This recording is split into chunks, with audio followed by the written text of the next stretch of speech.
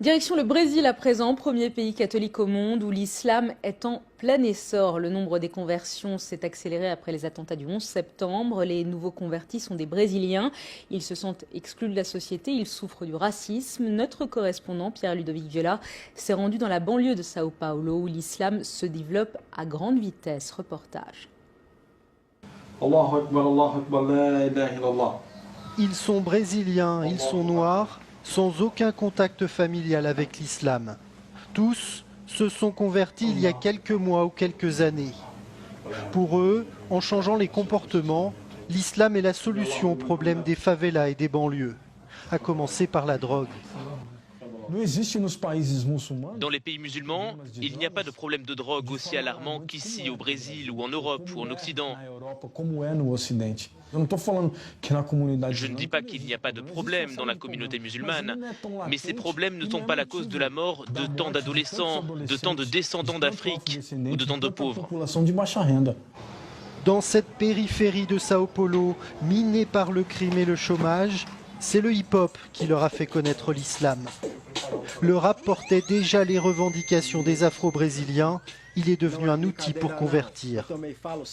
Chegar de preto aprisionado ou em cemitério, pois já não é mistério. Tem sido assim no mundo, jovem negro assassinado a cada segundo. E o que eles dizem é inadmissível. É foda ver que o racismo já tá nesse nível. E quando a gente brinca, a arma deles mata. Amando de sionistas que vestem gravata. Exclus de la société, ils découvrent dans l'histoire brésilienne les révoltes des esclaves noirs musulmans. De quoi se forger une identité liée à l'islam. Le rap renforce lui le sentiment d'appartenir à une communauté. Avec le rap, on a la liberté d'utiliser des expressions qui font partie du quotidien de ces personnes qui ont besoin de l'islam, qui ont besoin de pouvoir dire non à la drogue, non à la guerre avec nos propres frères et de pouvoir garder la tête haute devant la police sans rien lui devoir. Certains comme Malik rêvent que le Brésil devienne un État islamique, avec des quartiers débarrassés de l'alcool et de la viande de porc, où les femmes voilées ne seraient plus pointées du doigt. La progression de l'islam au Brésil se fait de manière accélérée.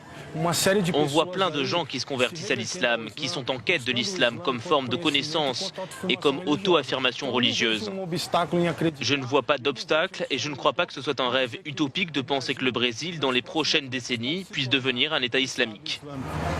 En l'absence d'un recensement officiel des musulmans, les mosquées et salles de prière représentent le meilleur indicateur de la progression de l'islam au Brésil. Leur nombre, plus d'une centaine aujourd'hui, aurait quadruplé en moins de 10 ans.